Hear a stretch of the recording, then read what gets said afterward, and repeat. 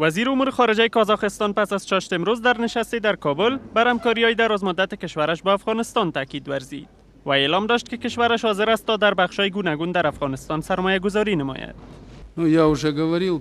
کازاخستان بدین باور است که با مسئله افغانستان نه تنها از دیدگاه نظامی بل از دیدگاه‌های دیگر نیز دیده شود. ما خواهان پیاده شدن ثبات کامل در افغانستان هستیم.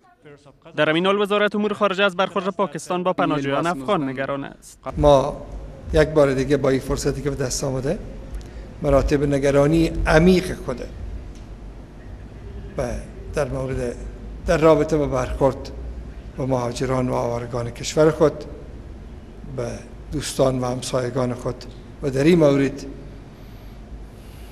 به کشور جمهوری اسلامی پاکستان اعلام می‌دهد.